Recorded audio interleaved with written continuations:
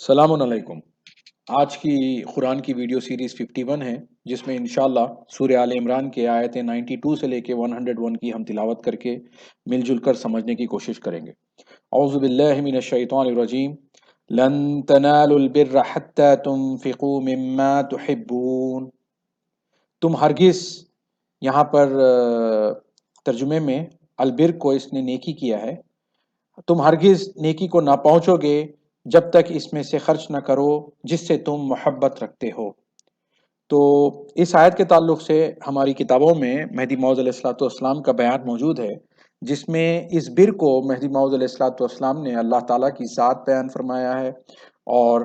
جس چیز سے ہم محبت کرتے ہیں وہ ہماری خودی، ہماری جان فرمایا ہے۔ تو اس کا مطلب یہ ہوگا کہ تم اللہ تعالیٰ کو ہرگز حاصل نہیں کر پاؤ گے جب تک کہ تم اپنی جان اللہ کے حوالے نہ کرو یا اپنی جان سے خرچ نہ کرو۔ تو یہ تو ہماری کتابوں میں ہمیں مل جائے گا، اس سے ہمیں انڈرسٹینڈنگ بھی ہو رہی ہے کہ ہماری ذات یعنی ہماری بندگی سے ہی اللہ تعالیٰ ہمیں ملتا ہے، اور اس کے کئی ریفرنسز آپ کو سمجھ میں آئیں گے کہ فَاذْكُرُونِی اذْکُرْکُم، اللہ تعالیٰ کہتا ہے کہ تم مجھے یاد کرو میں تمہیں یاد کرتا ہوں۔ اللہ تعالیٰ ایک جگہ پہ کہتا ہے کہ تم قرض حسنہ دو، میں تمہیں کئی ٹائمز اس کو بڑھا کے تمہیں ریٹرن کروں گا۔ اللہ تعالیٰ کہتا ہے کہ تم میری طرف کوشش کرو، میں تمہارے پاس آؤں گا۔ اللہ تعالیٰ کہتا ہے ایک جگہ پہ کہ جو ہے جو میری مدد کرے گا، مطلب میرے دین کی مدد کرے گا، میں اس کی مدد کروں گا، وغیرہ وغیرہ۔ تو یہاں پر بھی اللہ تعالیٰ کو اگر ہم ہماری ذات ایز اے سلیو سبمٹ کریں گے تو ہمیں ہمارا آقا ماسٹر مل جائے گا۔ تو یہی معنی ہے، اور اس نخل کی تفصیل یہ ہے کہ میاں شاہ برہان الدین جب رضی اللہ تعالیٰ عنہ جب یہ نخل سنتے ہیں تو فوراً تلوار اور اپنا گھوڑا لا کے رکھ دیتے ہیں، یہ کہہ کر کہ مجھے یہ بہت پسند ہے۔ تو ماؤد پوچھتے ہیں کہ تمہیں کیوں پسند ہے یہ؟ تو یہ میری جان کی حفاظت کرتے ہیں اور مجھے جہاں چاہے وہاں پہ لے کے جاتے ہیں۔ تو ماؤد نے فرمایا تو اس کا مطلب تمہاری جان ہی تمہارے لیے عزیز ہے۔ تو پھر انہوں نے پوچھا کہ وہ کیسے؟ تو بولے ترک دنیا کرنا، یعنی ٹوٹل سبمیشن ٹورڈز گاڈ۔ جب ہم، کیونکہ اس سے پہلے کی آیت میں کل ہم نے جو رکوع میں ختم کی تھی، اس سے پہلے کے ویڈیو میں 50 سیریز میں، تو اس میں جو ہے اگر کوئی کافر مر جاتا ہے اور پوری کے پورا دنیا بھر کے سونا بھی دیتا ہے تو وہ قبول نہیں کیا جائے گا۔ اور اس سے پہلے بہت ساری آیتوں میں ہمیں یہ بھی مل رہا ہے کہ ہماری نہ قربانی پہنچتی ہے، نہ قربانی کے جانور کا کوئی گوشت پہنچتا ہے، نہ خون پہنچتا ہے، بلکہ تمہاری دلوں کا تقویٰ پہنچتا ہے۔ تو بیسیکلی یہ جب تک ہم ہمارے سیلف کو نہیں سبمٹ کریں گے، جب تک ہم اللہ کی بندگی میں نہیں جائیں گے، جب تک ہم ہماری جو سب سے قریبی چیز جس کو ہم پسند کرتے ہیں، جو ہماری جان ہے، اس کو ہم اللہ کے حوالے کر کے جیسا کہ زندگی گزارنا ہے نہیں گزاریں گے، تب تک ہمیں اللہ حاصل نہیں ہو سکتا، اللہ کا دیدار حاصل نہیں ہو سکتا، اللہ کا قرب حاصل نہیں ہو سکتا، اللہ کی ملاقات حاصل نہیں ہو سکتی۔ اس کو اگر ایک اور آیت سے بھی اگر سمجھنا ہے تو میں اسکرین پہ ایک آیت لے کے آنے کی کوشش کروں گا۔ اس میں جو ہے اللہ تعالیٰ نے، یہ سورۃ الطور ہے جو 52 سورہ ہے، اس میں ایک آیت ہے کہ اِنَّا كُنَّا مِن قَبْلُ نَدْعُوهُ إِنَّهُ هُوَ الْبَرُّ الرَّحِيمُ۔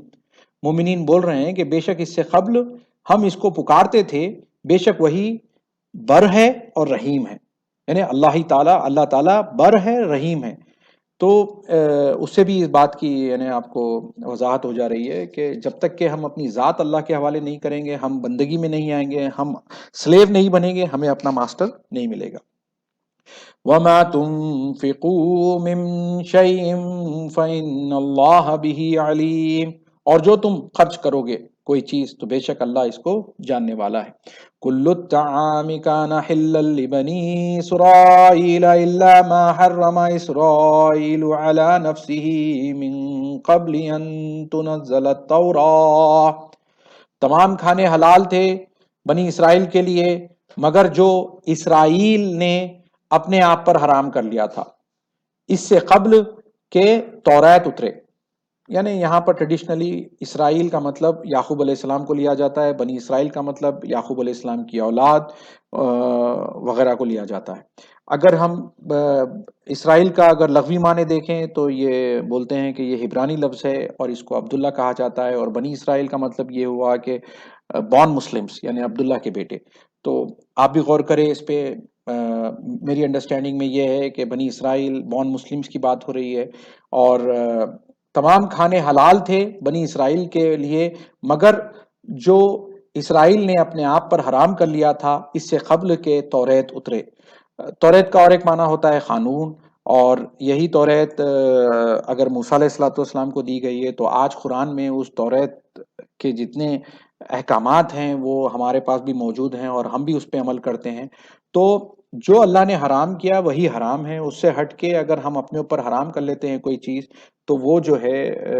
اللہ کے پاس کوئی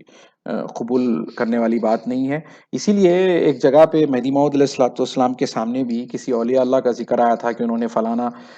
خربوزہ وغیرہ جو ہے ان کے نفس کو کرنے کے لیے کتنے کی سال وہ نہیں کھائے تھے، تو مہدی علیہ السلام نے فرمایا کہ ایسا نہیں کرنا چاہیے، اللہ کے نام پہ اگر کوئی چیز آئے تو اگر حلال چیز آتی ہے اللہ کے نام پہ تو اس کو کھا لینا چاہیے۔ تو ہم اپنے اوپر کوئی کنڈیشنز نہیں لگانا چاہیے کہ میں یہ نہیں کھاؤں گا، میں وہ نہیں کھاؤں گا، بلکہ اللہ تعالیٰ جو مہیا کر دے حلال طیب میں سے وہ ہمیں اس کی جو ہے خوراک کر لینی چاہیے۔ قل فاتوا بالتوراۃ فاتلوها ان کنتم صادقین، آپ کہہ دیں کہ تم تورات لاؤ پھر اس کو پڑھو اگر تم سچے ہو۔ فمن افترى على الله الكذب من بعد ذلك فاولئک هم الظالمون، پھر جو کوئی اللہ پر اس کے بعد جھوٹ باندھے تو وہی لوگ ظالم ہیں۔ اللہ کے نام سے یہ کہنا کہ یہ چیز حلال یہ چیز حرام یہ غلط بات ہے۔ اللہ تعالیٰ جو حلال کر دے وہ حلال، اور اللہ تعالیٰ جو حرام کر دے وہ حرام، اور اسی پہ ایک مومن کو جو ہے سبمیٹڈ رہنا چاہیے۔ قل صدق اللہ فاتبعوا ملت ابراہیم حنیفا، آپ کہہ دیں اللہ نے سچ فرمایا، اللہ تعالیٰ سچ فرمایا، اب تم ابراہیم حنیف کے دین کی پیروی کرو۔ حنیف اس سے پہلے بھی ہم نے دیکھا کہ سب کو چھوڑ کر ایک اللہ کے ہو جانا اور اس کی اتباع کرنے کا جو ہے اللہ تعالیٰ حضور صلی اللہ علیہ وسلم کے ذریعے سے ہمیں حکم دے رہے ہیں۔ خود حضور صلی اللہ علیہ وسلم کو بھی حکم ہے کہ جو ہے ملت ابراہیم کی جو ہے پیروی کرو، تو وہ پیروی کیا ہے کہ ایک اللہ کے ہو جانا، حنیف ہو جانا، ایک اللہ کے ہو جانا۔ وما كان من المشرکین، اور وہ مشرکوں سے نہ تھے۔ ان اول بیت وضع للناس للذی ببکۃ مبارکا وہدی للعالمین، بے شک سب سے پہلے جو گھر مقرر کیا گیا ہے لوگوں کے لیے وہ جو بکہ میں ہے۔ بکہ ایک مکہ کا ہی ایک ڈیفرنٹ ٹائپ آف پروننسیشن میں مشہور ہے، پرانے زمانے کی کتابوں میں بھی اس کو مکے کو بکہ میم کو با سے ریپلیس کیا گیا ہے، تو وہی معنوں میں ہے کہ بے شک سب سے پہلے جو گھر مقرر کیا گیا ہے لوگوں کے لیے وہ جو مکے میں ہے، مبارکاں وہدی للعالمین، وہ برکت والا اور سارے جہانوں کے لیے ہدایت ہے۔ فیہ آیات بینات مقام ابراہیم، اس میں نشانیاں ہیں، بینات کھلی ہوئی، مقام ابراہیم، اور ابراہیم کے کھڑے رہنے کی جگہ ہے۔ اب عموماً یہ مقام ابراہیم جو ہے لوگ وہاں پر کچھ کاروڈ سٹون ہیں اس سے لیتے ہیں، لیکن مقام ابراہیم کا مطلب ہے کہ ابراہیم علیہ الصلوۃ والسلام نے جس طریقے سے ایک اللہ کو اپنے آپ کو سبمٹ کر دیا تھا وہ وہ جو ہے مقام ابراہیم ہے۔ وَمَن دَخَلَ كَانَ آمِنًا، اور جو اس میں داخل ہوا وہ امن میں ہو گیا۔ کیوں؟ کیونکہ وہ جو ہے اللہ کے حوالے کر دے گا اپنی ذات کو اور ٹوٹل سبمیشن میں آ جائے گا، حنیف بن جائے گا، تو وہ جو ہے امن میں آ جائے گا، تمام پریشانیوں سے دور ہو جائے گا، دوسروں کی سلیوری سے آزاد ہو جائے گا۔ اور اس سے پہلے یہ بول رہے ہیں کہ اس میں آیتیں ہیں۔ آیتیں کیا ہیں کہ اس میں جو ہے بھائی چارگی نظر آتی ہے کہ وہ گھر کی طرف تمام دنیا کے مسلمان اسی کی طرف متوجہ ہو کر نماز پڑھتے ہیں، اور وہ ایک سمبل ہے ہمارے لیے کہ ہم اپنے دل کو اللہ کی طرف متوجہ رکھیں۔ وہ ایک فزیکل سمبل ہے قبلہ، لیکن ایکچولی ہمارے دلوں کو ہمیں اللہ کی طرف متوجہ کرنا ہے، اور ایک یونیفیکیشن ہے ہمارے ڈائریکشن میں کہ ہم جو ہے جس راستے پہ چلیں گے وہ ایک راستہ ہے تمام لوگوں کا جو ملت ابراہیم یعنی حنیف ابراہیم کی پیروی کرنے والا، کہ اللہ کو سبمٹ کرنے والا جو ہے دین ہے۔ وَلِلَّهِ عَلَى النَّاسِ حِجُّ الْبَيْتِ مَنِ اسْتَطَاعَ إِلَيْهِ سَبِيلًا، اور اللہ کے لیے لوگوں پر خانہ کعبہ کا حج کرنا جو اس کی طرف راہ چلنے کی قدرت رکھتا ہے۔ فزیکلی اس سے پہلے بھی ہم نے حج کی بات کی ہے، اللہ کے گھر کا حج کرنا۔ حج کا مطلب کیا ہے کہ اس سے پہلے ہم نے دیکھا کہ کسی سے ملاقات کرنے کے لیے جرنی کرنا، تو ہم جب حج البیت کی اللہ کے گھر کا بیت کے لیے ارادہ کرتے ہیں تو بیسیکلی وہ دیدار کی ہی بات ہے، میٹافوریکل سینس میں، فزیکل فارم میں ہم اللہ کے گھر کا حج کرتے ہیں، لیکن ایکچولی اللہ کے دیدار کی طرف متوجہ ہونا، گھر والے سے ملنے کی طرف متوجہ ہونا، اور یہی ہماری تعلیمات میں ہے کہ ہم طلب دیدار خدا میں اپنی زندگی بسر کرتے ہیں، اور وہی ہمارا راستہ ہے۔ وَمَن كَفَرَ فَإِنَّ اللَّهَ غَنِيٌّ عَنِ الْعَالَمِينَ، اور جس نے کفر کیا تو بے شک اللہ جہاں والوں سے بے نیاز ہے۔ قُلْ يَا أَهْلَ الْكِتَابِ لِمَ تَكْفُرُونَ بِآيَاتِ اللَّهِ وَاللَّهُ شَهِيدٌ عَلَى مَا تَعْمَلُونَ، آپ کہہ دیں اہل کتاب، کیوں تم اللہ کی آیتوں کا انکار کرتے ہو اور اللہ اس پر گواہ ہے، باخبر ہے جو تم کرتے ہو۔ قل يا أهل الكتاب لم تصدون عن سبيل الله من آمن تبغونها عوجا وأنتم شهداء، آپ کہہ دیں اہل کتاب تم اللہ کے راستے سے کیوں روکتے ہو، جو اللہ پر ایمان لائے تم اس میں کجی ڈھونڈتے ہو اور تم خود گواہ ہو۔ وما اللہ بغافل عما تعملون، اور اللہ اس سے بے خبر نہیں جو تم کرتے ہو۔ دیکھیے یہ اس طرف ہمیں اشارہ دیا جا رہا ہے کہ کیوں روکتے ہو ان سبیل اللہ، اللہ کے راستے میں جانے کے لیے۔ دیکھیے کوئی بندہ اللہ کی طلب میں، اللہ سے ملاقات کی طلب میں، اگر وہ اللہ کے احکامات کو، اپنے آپ کو ملت ابراہیم یعنی حنیف بن کے ایک اللہ کو سبمٹ کر کے وہ اپنی زندگی بسر کرنا چاہ رہا ہے، تو یہ دوسرے اہل کتاب جو خود کتاب پڑھتے ہیں ان کا یہ کام نہیں ہے کہ ایسے لوگوں کو روکیں اور اللہ کے راستے میں ان کے لیے جو ہے کچھ رکاوٹیں ڈھونڈیں، کجی ڈھونڈیں، اور جبکہ وہ خود گواہ ہیں کہ وہ یہ کام کر رہے ہیں۔ ایسا کام نہیں کرنا چاہیے۔ وَمَا اللَّهُ بِغَافِلٍ عَمَّا تَعْمَلُونَ، اور اللہ اس سے بے خبر نہیں جو تم کرتے ہو۔ ایسے لوگوں کو اللہ سے ڈرنا چاہیے کہ وہ جو ایک اللہ کے ہونے کے لیے جستجو میں ہیں، ان کے لیے کجی ڈھونڈنا، ان کو اللہ کے راستے میں چلنے کے لیے روکنا، یہ کام اچھا نہیں ہے، کیونکہ وہ اللہ تعالیٰ کی یاد ان کو دلانی چاہیے کہ اللہ ان کے ایسے کاموں سے باخبر ہے، بے خبر نہیں ہے۔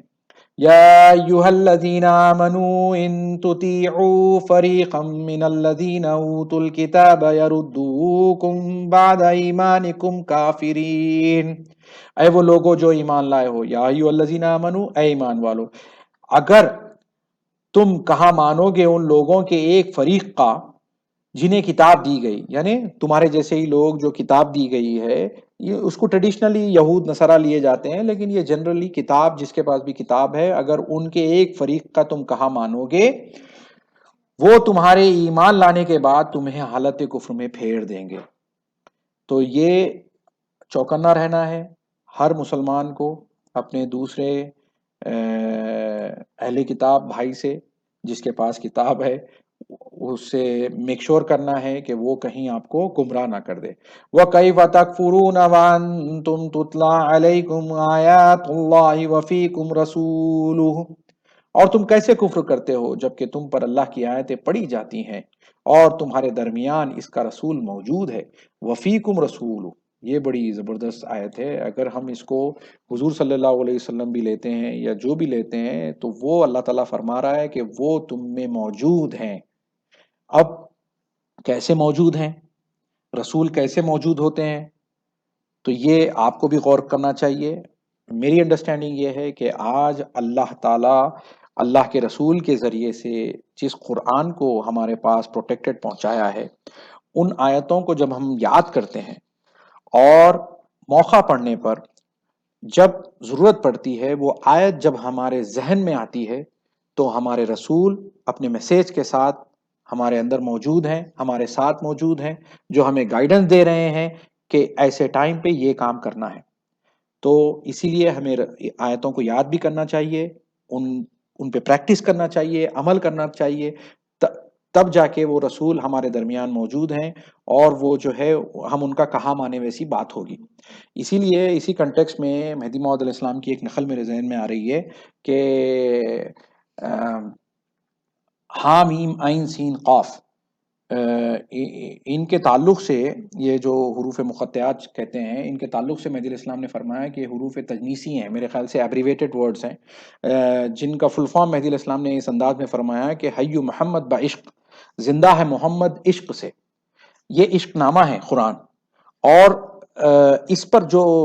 بندہ عمل کرتا ہے، یہ اس کو بار بار پڑھتا ہے یا اس پہ عمل کرنے کی کوشش کرتا ہے، تو وہ اللہ کے عشق میں یعنی محو ہے، اور جب وہ اللہ کے عشق میں محو ہے تو اس کے ساتھ اللہ کے رسول کا پیغام، اللہ کے رسول کا جو ہے میسیج اس کے ساتھ زندہ ہے، اور وہ زندہ ہے اپنے میسیج سے۔ وَمَن يَعْتَصِم بِاللَّهِ فَقَدْ هُدِيَ إِلَىٰ صِرَاطٍ مُسْتَقِيمٍ، اور جو کوئی مضبوطی سے پکڑے گا اللہ کو تو اسے سیدھے راستے کی طرف ہدایت دی گئی۔ یہاں پر اس نے رسی کی ہے لیکن متن میں رسی نہیں ہے، تو انڈرسٹینڈنگ کے تحت اللہ کو مضبوطی سے پکڑنا،